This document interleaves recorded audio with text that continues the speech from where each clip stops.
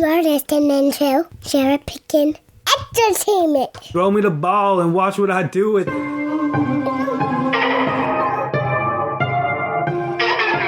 now tuned into the CherryPickin podcast with your host, Andre Cherry.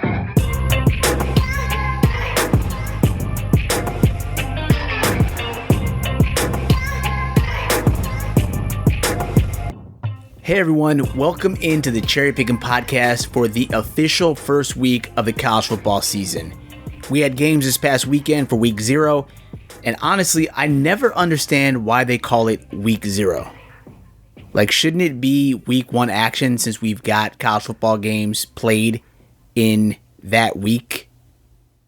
I don't understand the week 0 thing, but I digress.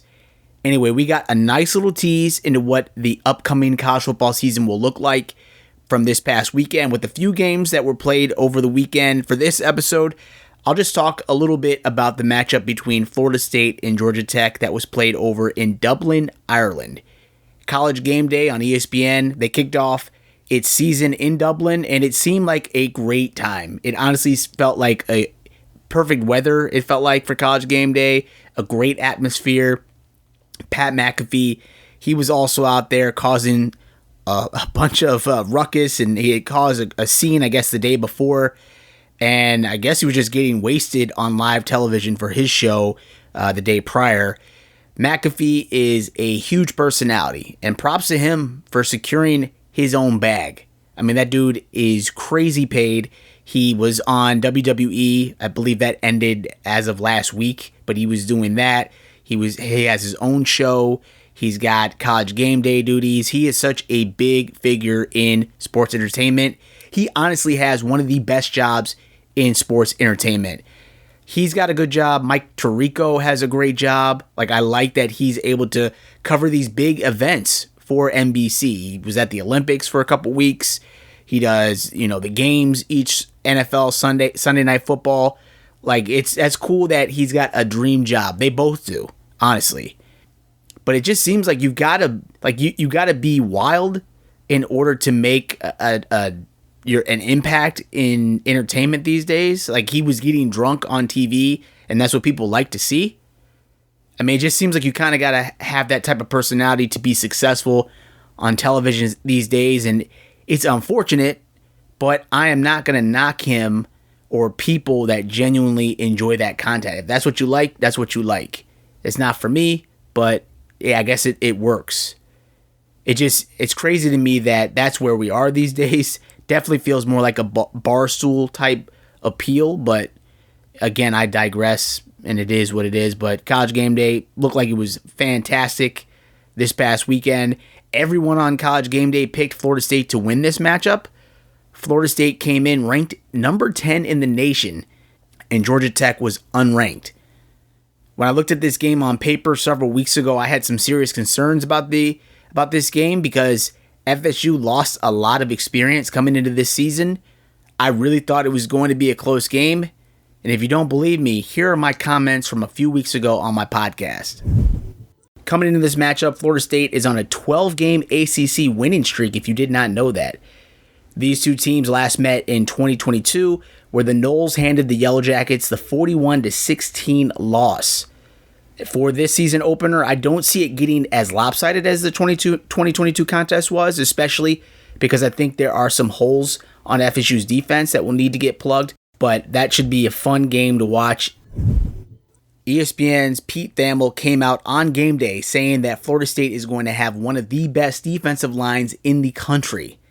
Well, that comment couldn't have aged any worse, as Florida State's D-line got dominated in the very first Georgia Tech offensive possession. The Yellow Jackets were able to move the ball at will to an opening possession touchdown. And I'm not saying FSU can't rebound from this loss, but to think that Florida State is going to be in control in the ACC this season is straight up laughable. There's no way they're going to control their own destiny after a loss like this one. Georgia Tech's ground game was extremely potent on Saturday as the Yellow Jackets amassed 190 yards on the ground, running all through the Florida State defense.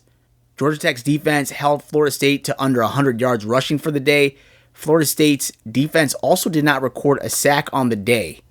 I don't know if it's nervousness or what. I mean, they had all offseason, and that's what we get. Florida State fans are treated to that in Dublin, Ireland, in person, probably a lifetime trip, bucket list trip for many people who follow Florida State. They go make the travel 2,000 miles or whatever to go to Dublin, Ireland to see an embarrassment like that. Everyone on the coaching staff should be ashamed. Like, that is no bueno, my friends. That was pretty bad. I think it's going to be a very long season for Florida State already. After Saturday's matchup, I think Georgia Tech is a dark horse team in the ACC. They look very good. They look like a team that's greatly improved this season. So, very rough debut for Florida State in week 0 action, but Georgia Tech, that's quite the upset. I don't think they've upset Florida State or a ranked team that was in the top 10 since like 2015, I believe. That's the stat I saw out there. So, hell of a job for Georgia Tech. Florida State's going to have to rebound. This is not last season. I think that's long gone. And I think quarterback DJU, who just transferred in, is going to have he's got a lot of pressure on him already. But good luck to that young man, because this is a brand new season and it's a brand new team. I think Florida State is going to have some work cut out for them this season. In other news, it was reported on August 23rd that Colorado had banned Denver Post columnist Sean Keeler from asking questions of football coach Deion Sanders or other members of the Colorado football program. Now, I had some thoughts about Coach Prime and him pushing back on the media a few weeks ago on my podcast. Here's what I said a few episodes ago. With Sanders, I think he's just such a great magnet. But I hope that he can help his team improve from 4 wins last season. In my opinion, in this day and age, we love a star. But it also feels like we love when a star fails and falls. And Deion Sanders is a star that loves the attention. He loves to talk. He's a good personality. He attracts a lot of attention. And it just feels like Deion pushes back a lot against reporters who may be easy marks. But these reporters are doing their jobs, which doesn't seem fair to the reporters. But I also understand the pressure Deion Sanders is facing constantly. I'm not saying it's right, but I just hope that he's not creating a hostile environment over there once the season gets going. We are 3 weeks away from the start of the season, and there's no reason to come out like this. What's going to happen if Colorado has a terrible season? Is Coach Prime going to continue to be combative? If Coach Prime and his team backs it up on the field, then I guess none of this really matters at the end of the day. But I'm just hoping Coach Prime doesn't get dogged out this season. I think it's a positive to have him in college football, especially as a black coach. But they will come for him, and by they, I mean the media. They will come for him if they have another lackluster season. What I'm about to read to you now comes directly from ESPN, and here's a quote on ESPN, and it goes, "After a series of sustained personal attacks on the football program, and specifically Coach Prime, the CU athletic department, in conjunction with the football program, have decided not to take questions from Denver Post columnist Sean Keeler at football-related events." The athletic department said in a statement provided directly to ESPN, "Keeler is still permitted to attend football-related activities as a credentialed member of the media, and other reporters from the Denver Post are welcome to ask questions of football program personnel made available to the media, including coaches, players, and staff," end quote. So, according to the Post, Colorado Athletic Department media relations staffer told the newspaper it took issue with Keeler's references to Sanders as deposition Deion, the Bruce Lee of BS, and a false prophet, and his use of phrases such as Planet Prime, the Deion Kool-Aid, and circus. Apparently, this ban for Sean Keeler is indefinite, and that comes straight from the Post. This decision is coming 2 weeks. It's been 2 weeks since there was a news conference in which Deion Sanders accused Keeler of always being on the attack and asked, "What happened to get you like this?" And Deion Sanders was pretty serious. He said, "No, I'm serious. I want to help because it's not normal." It seems like Keeler and Sanders have a little bit of bad blood, a little bit of bad history there. And I just find it very interesting that the school outright, prohibits Sean Keeler from asking questions of Deion Sanders, even if it's football related. It's just too bad. It's bad blood there. Again, I said it on my podcast a few weeks ago. I'm not saying that it's right. I'm not saying, I think it's a little bizarre, but if Deion Sanders feels like he's being attacked personally, that's one thing, and I get it. But it's just a shame that it's kind of a spectacle. This is a big show. Like, this guy can't do his job because he offended Deion in some way. And again, if it was, if someone was coming after me or I felt a certain way, I get it. But I just don't want this to add fuel to any fire if this goes left. Like, if the team doesn't perform this season, this is kind of a distraction. Stuff like this. And will we see this from other news outlets that try to cover the program? Like, is this going to be a big thing moving forward? I will have to wait and see. I don't know if this happens across the board in college football. I don't really hear it reported like this. So I have to think this isn't a norm. This is probably an exception to the norm. But again, I just hope that Deion Sanders isn't creating more trouble for himself. And I'm not saying that he's in the wrong per se. But as a black coach, it's just, I feel like you don't really get much grace. And he's such a great personality for the game. We know his accolades as a professional player in football, baseball, but it's just like, this is a different ball game. And if Colorado doesn't perform, I just feel like this may come back to haunt him. I found it really interesting that they outright banned this guy from asking any questions of Deion Sanders or anyone on the team for that matter. So very, very interesting, very odd. And I just wanted to call that out here on the podcast. But with that, I'm going to take a quick break. On the other side of the break, I want to give you my top 5 locks for week 1 action and also preview the top games for week 1. So don't go anywhere. The Cherry Pickin' Podcast will be right back.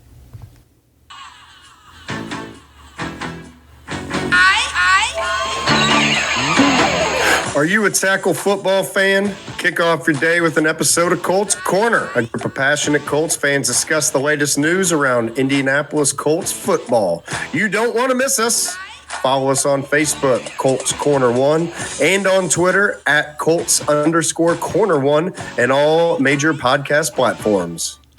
That includes Apple Podcasts, Stitcher, and Spotify.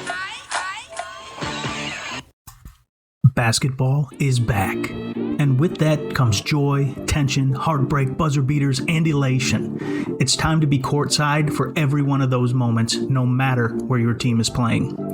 Short Court specializes in making replica and custom basketball courts for your home, office, sports cave to decorate your walls with all those memories. If you have a picture, we can recreate it. Featured in the 2021 UniWatch Holiday Gift Guide, short courts are made using real wood. We frame and give them an epoxy finish to protect the new centerpiece of your memorabilia collection. With previous customers including Northern Kentucky University, Southern Utah University, 199 Apparel, The Perimeter Podcast with Adam Morrison, and many more celebrating the careers and retirements of their coaches, it's time you visit shortcourts.com for more info and a gallery of our work, or you can send us an email, info@shortcourts.com. Be sure to find us on social media, just search for Short Courts. It's time to bring the home court home. Welcome back to the show, everybody. Now I want to give you my top 5 locks for week 1 action in college football. In the ACC, I'm taking UNC over Minnesota. In the ACC, I'm taking Miami over Florida. In the Big Ten, I'm taking Penn State over West Virginia. In the Big 12, I'm taking Colorado over North Dakota State. And in the SEC, I'm taking Oklahoma over Temple. Let me run those back for you one more time. In the ACC, UNC over Minnesota. In the ACC, Miami over Florida. In the Big 10, Penn State over West Virginia. In the Big 12, Colorado over North Dakota State. And in the SEC, I'm taking Oklahoma over Temple. And now I want to preview some of those top games in week 1 action. On Thursday, August 29th, we've got North Carolina versus Minnesota. UNC makes its first trip to Minneapolis to face the Golden Gophers, and they're hoping to get a second straight win against the Big Ten foe. Last year, the ranked Tar Heels beat Minnesota by a score of 31-13. This year, UNC is going to have to go at it without superstar quarterback Drake May, who is now in the NFL with the New England Patriots. The Tar Heels will lean heavily on running back Omarion Hampton, who led the team with over 1,500 yards rushing and 15 touchdowns. On the other side of the ball, linebacker Power Eccles, that is a great name, by the way, Power Eccles, returns as one of the leaders of the defense. Looking at the Tar Heels' schedule, I definitely feel as if Carolina has a shot to go 7-0 before they meet Florida State on November 2nd. UNC has a very manageable schedule this year, so they have a shot to run things early, but I also don't want to overlook James Madison on September 21st. James Madison is a good squad. They were always solid on the FCS level, but I think James Madison may give them a little bit of trouble, but outside of that, I mean, I think realistically UNC could probably run things until they get to Florida State later in the season. Minnesota, they'll win this game against UNC if they row their boats together to victory. I'm just joking on that, but it truly is hard to believe that PJ Fleck is already in his 8th season with the Golden Gophers. It truly feels like he just got there. It's crazy this is his 8th year. I really can't even believe that. Last year, his squad went 6-7 in what can be considered somewhat of a down year.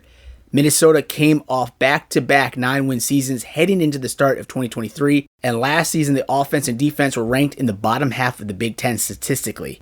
There are some playmakers who returned this season, including running backs Darius Taylor and Jordan Newman, who combined to rush for over 1,300 yards last year.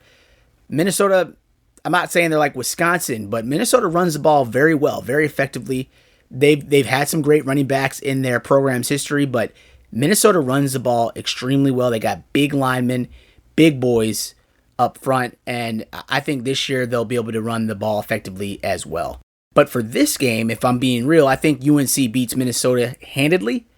PJ Fleck is a coach of the future, no doubt, but I give the edge to Mac Brown in this one. He'll have his UNC players ready to roll Minnesota big time.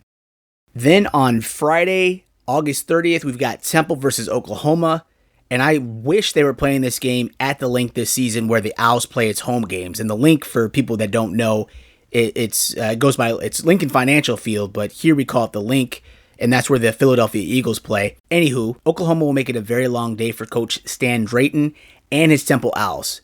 If you didn't know, the overall series is split between these two schools 1-1, but the last matchup came back in 1942. This year's matchup is the first game in a 3-game series the two schools agreed upon back in 2016. And if we look at 2016, if we go back in time, in 2016, Temple posted its second straight 10-win season under head coach Matt Rule, who's now with Nebraska. But Temple football back then was a big deal. Temple football was legit. Rutgers was down. There weren't any other programs that were competing on that level. Temple was ranked in 2016. They were a team that everybody was pushing for. College Game Day came out here in Philly. So Temple was big business in football back in 2016. But since that time, however, the Owls have only had 3 winning seasons in the last 7 years. Said a different way, Temple has posted 4 straight losing seasons, averaging 2.5 wins during that stretch.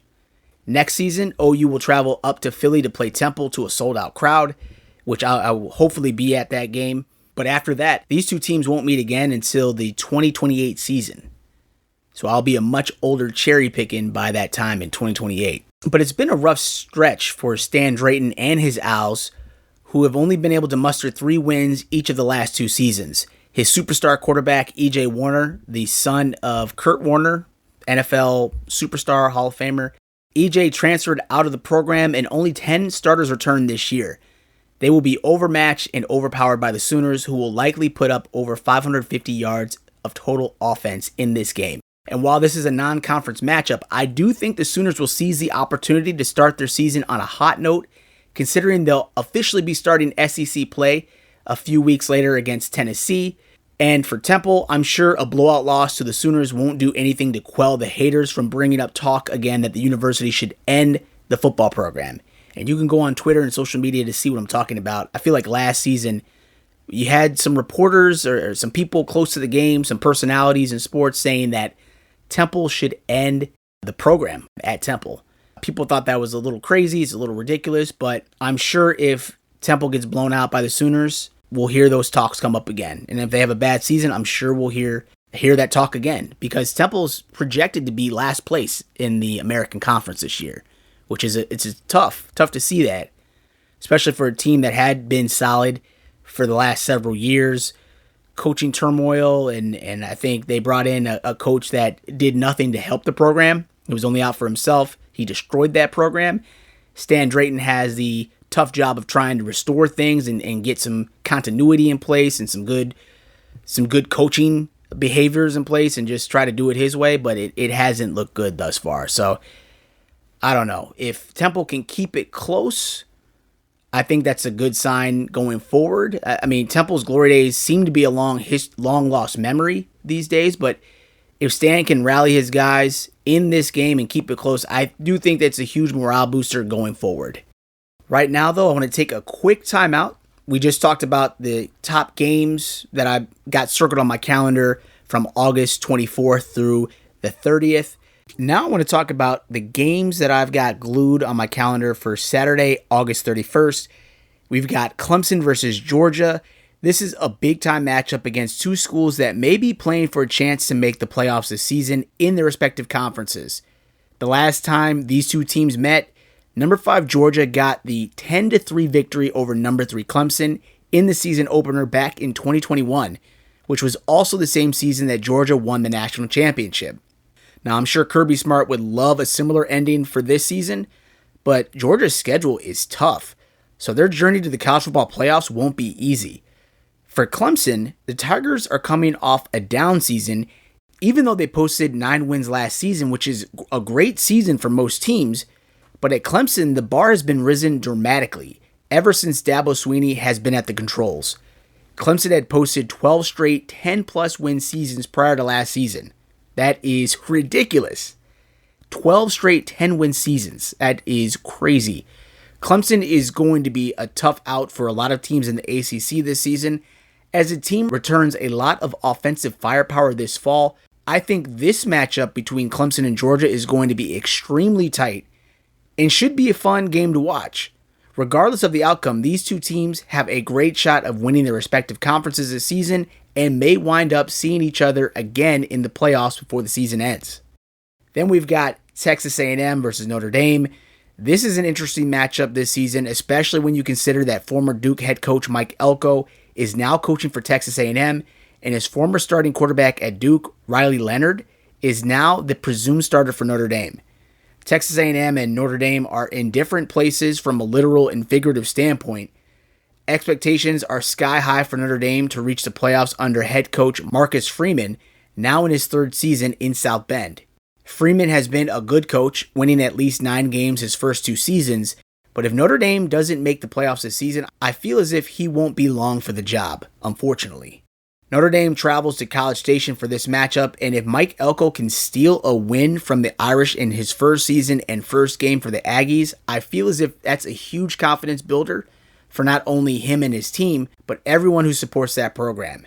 After all, Elko has only been a head coach for 2 full seasons, but he was highly successful at Duke, posting 17 combined wins and knocking off teams such as Miami, Virginia Tech, Clemson, NC State, and Wake Forest twice during that stretch. Elko's Duke team even played a ranked Notre Dame squad very hard last season, losing that game but remaining within 7 points of victory. I say all that because Elko knows what it will take to beat Notre Dame, and he arguably has a better roster with Texas A&M than he did with Duke, and he's got 18 returning starters at A&M, so I think this matchup between Texas A&M and Notre Dame will actually be very, very close. So circle that game on your calendars. That will be a fun watch. Then we've got Florida versus Miami. This is another big matchup between 2 in-state opponents who play in the SEC and ACC respectively. The Gators have definitely seen better days down there in the swamp, especially after coming off a losing season. Head coach Billy Napier returns 14 starters, which should help to build continuity. But the Gator schedule is brutal. I'm not even sure if they'll best their 5-7 record from a season ago, especially when they open up against Miami. The Hurricanes are also waiting for their own breakthrough, which may come this season in Mario Cristobal's 3rd year back at his alma mater. Miami's schedule looks good. They have a chance to go on a run in the ACC. The Canes welcome in transfer quarterback Cam Ward to the program, who put up some big numbers for Washington State last season. And now that I say that, Cam Ward, do you remember that movie, The Program? Cam Ward, I believe his name was Cam Ward. He was a player, and I don't even think he had a speaking role. He was just, I remember Ward in the movie, in The Program, with Halle Berry, James Caan, Omar Epps, Christy Swanson. That movie was crazy. I love that movie. One of my favorite movies of all time. Cam Ward was a wide receiver for the Wolves, if I'm remembering that correctly. And that just, I recalled that memory out of nowhere because of the name Cam Ward. And I believe that's what the player's name was. And he was just a wide receiver in the movie, but he wasn't really, he was like an extra, but he didn't have a speaking role. So I just, sorry I had to divert like that, but the memory just popped in my head. That's a great movie, by the way. If you haven't seen it, you should go watch The Program. I love that movie. Anyways, they welcome in quarterback Cam Ward to the program. He put up some big numbers for Washington State last season. I think it'll be an upgrade to former quarterback Tyler Van Dyke, if I'm being for real. Tyler Van Dyke, he was a good quarterback, but he was more interception prone than Ward has been in his early career so far. The top two wide receivers for Miami return, which will help Ward settle in quite nicely. And on the other side of the ball, linebacker Francisco Maui Noah returns and will be an anchor of the defense. If Miami is going to break through to the next level, it has to happen this season, and I think Miami pulls off the victory in this matchup and goes on a run in the ACC because they really need it to bring that program back to respectability. Then we've got Penn State versus West Virginia. I mentioned it on my last podcast episode, but I think West Virginia has a really tough schedule this season, and opening college football play against Penn State in week 1 is not going to be fun. If we look at this series, Penn State holds a record with 35 wins to only 2 losses. That is crazy. The Nittany Lions are also currently riding a 5-game win streak over the Mountaineers. Head coach James Franklin will benefit from having quarterback Drew Allar return in addition to the top 3 rushers from a season ago. The offensive line will be serviceable, but they did lose some experience with players who have now gone on to the NFL.